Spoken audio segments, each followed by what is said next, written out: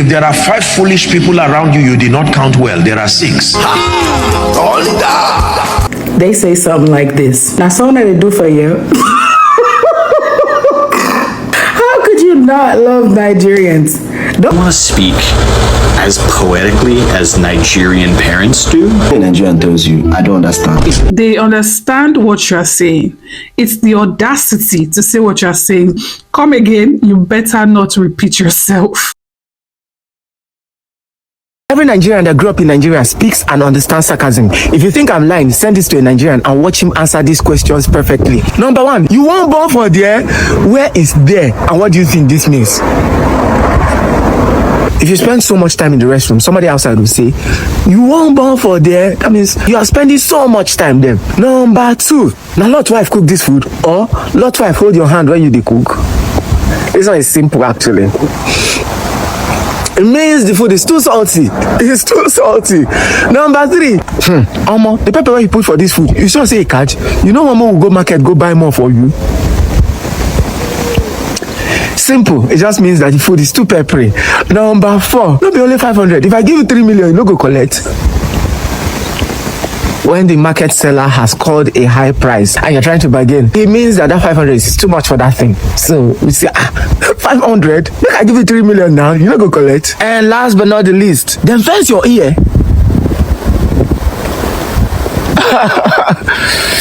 Then fence your ear means, are you deaf? You know the ear every time they talk, then fence your ear. Anyways, so if you think I'm lying, send this to a Nigerian and see if he will not answer the questions correctly. Now, stone you dey cook, meaning the cooking is taking too long. There's beans in the stone you served me. I don't understand. It's a term used by a Nigerian that clearly understands, but is giving you a chance to correct the rubbish that you are saying to him. I hope this helps somebody. They understand what you're saying. It's the audacity to say what you're saying that they don't understand. Come again, you better not repeat yourself. Nothing can separate me from the love that I have for Nigerians. Nigerians are poetic. They are the definition of sarcastic, and they say things in ways that will just make you crack up. Let me tell you, there's a popular phrase that they have in Nigeria that every time I hear it, no matter where I am, when you surprise a Nigerian and they have no choice but to say something, they say something like this. Now, something that they do for you. Wait, and they give you a look like, now something that they do for you. I know I'm probably not saying it right, but they really mean like, that's how y'all get down? This how y'all do shit around here? How could you not love Nigerians? Don't worry about the fact that my husband is Igbo and I'm learning the language. Listen, I love Nigerians no matter what tribe, okay? So soon I will post a video and let y'all see the little phrases that I caught on to in the Yoruba language, okay? Let me tell you, there's nothing in my heart but pure love for Nigeria and Nigerians. You understand me? You can't separate me from that. Matter of fact, I'm gonna make it my duty to learn a few more phrases, but honey, you can't help but to laugh. They are so dramatic and poetic, and sarcasm, chef kiss. You going by boss? I will enter into the mouth of a fish, and the fish will carry me through water, and then reach Nineveh like Jonah. You the Chris? Are you going by boss? When Nigerians say, I don't understand. When a Nigerian tells you, I don't understand, trust me, that Nigerian understands perfectly. They are just giving you a chance to correct the rubbish that you just said before they dash you 500.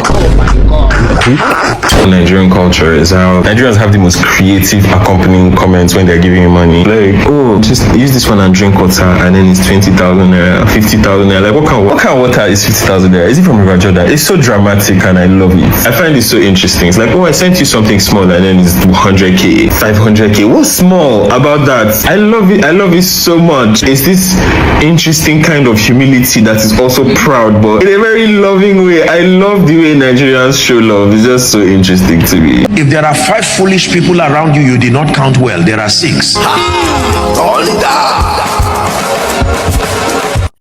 It's the thunder for me. I love us. You are the sixth person, bro. That's an English word. I just used it. It gingers you. But it's not the ginger, turmeric, it's not those ones. I'm just curious, how do you spell ginger? Just like the ginger. The same spelling. Okay. I'm surprised you don't know it. I've not. We've never had. You have a Nigerian friend, guys. I'm telling you the truth. You really have to understand. Yes, ginger. You know, you have to.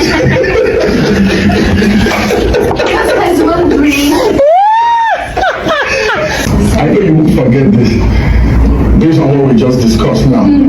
Volunteers and employees, one of the aspects is motivation. In other words, ginger, right? And say, I'm coming, when in fact they are going. I did come, I am coming. It took me a very, very long time to understand this phrase was actually, I am going, and then I am coming. What? Where did it come from? Why do people skip I am going? Why don't you say I'm coming back soon? How am I supposed to know that you're not actually coming straight to me when you say I'm coming, but in fact you are going in the opposite direction first, and then you will be coming? Because you didn't tell me you are going, you just said that you are coming. Not I did go, you say I did come. How do I know? So, after that long and unnecessary rant, what I'm trying to ask is, how did this come about? How did people start saying this? Let me know in the comments. I did come. I'm coming. When in fact they are going. I did come. I am coming. It took me a very... One of my favorite Nigerian sayings is, I can't come and kill myself. And it's really starting to apply in my life where it's like, damn, like, I really don't care. Like, I can't come and kill myself. Like, if anything happens, like, if things go wrong, like, what do you want me to do? Like, nothing. Like, I really can't stress myself anymore. Americans, meet my wife, Nigerian pastors. Can you please join me to celebrate my jewel of inestimable value? Facts! Wow! My jewel of value is crazy. That's how you man stay married. Would you please join me?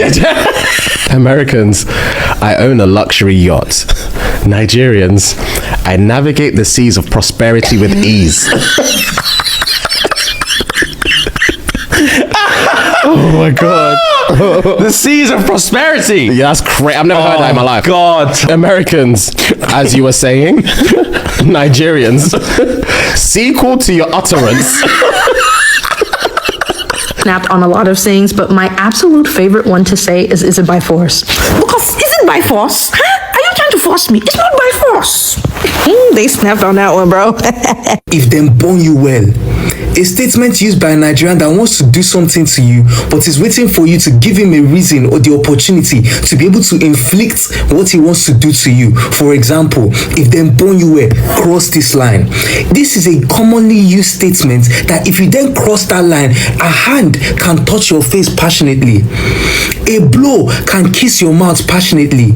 Sometimes when people hear these statements, if they born you well, they will usually think that the person cannot do anything and they will want to test how far the person can go before they get a reaction. But don't be confused. If somebody tells you if they're born you well, especially a Nigerian, and you do what they're telling you to do, whatever comes to you, just accept it.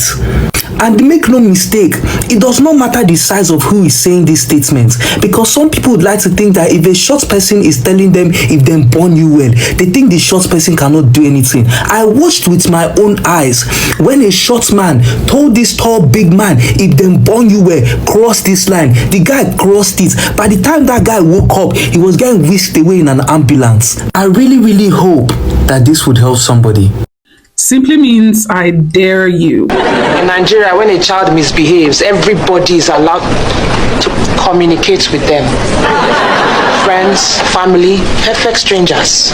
That's why Della is the most respectful young man I've ever met. I trained him well. Bro, wear something nice now. Look at that club. God, that's where you went through yesterday. This show is very ridiculous. All you care is about very disgraceful. Making people video so that you go put it on the internet. What the hell is the problem? Can you go and wear a good shoe? What kind of disgraceful shoe is not only shoe and that thing. And the pajamas, kilo shele. Why are you just portraying yourself as if there's an issue? Why are you portraying yourself as if there is an issue? Killed me. The poetry is out of this world. And I also think it's a way of the mother saying, please don't appear like someone that is not, fully functional. Because, they don't like to talk negativity, especially when it's, about their children. And this is their way of trying to make that point without actually speaking something negative. Nigerian parents are something else, I tell you. Like my parents are Nigerian. They ain't got time for that. My parents ain't got time for that. I'm not even saying bullshit. My parents didn't care about stuff like as long as I'm getting my education, they didn't care. Yeah, you can do when you're slipping grades, that's when they'll come. That's when they're coming. They're not coming in for egg and spoon. They're coming to speak to your teacher. Why is he failing in geography? Yeah. When next man is getting A's, does he have two heads? That's what they're asking the question. That's the questions they're asking the teachers. You feel me? They don't care about we have two heads. Egg and spoon and three-legged. Nah, they're at work. Your mind no go touch ground.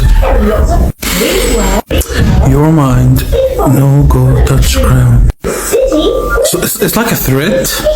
Is it a threat? But your mind, my mind, is not gonna touch the ground. So it's not a threat. So what does it mean? Like the use of no plus verb, like it just doesn't make sense. Like no go, no eat, no sleep, no. It doesn't work. Like I'm struggling here. I literally I need help. It means exactly what you're doing right now. Restlessness. Phrases that Nigerians say that make no sense but make absolute sense. So the first one is in case of incasity, meaning like just in case, because you never know whatever eventuality. So instead of saying like in case of any eventuality, it's in case of incasity. And the second phrase is hope nothing. And the first time I heard this, I was waiting for the rest of the sentence, as you would, but that was the sentence, hope nothing, full stop. As in, hope nothing serious, hope it's nothing bad, hope nothing wrong, hope you're okay. It makes sense because hope nothing, fill in the blank. The third thing is patronize me.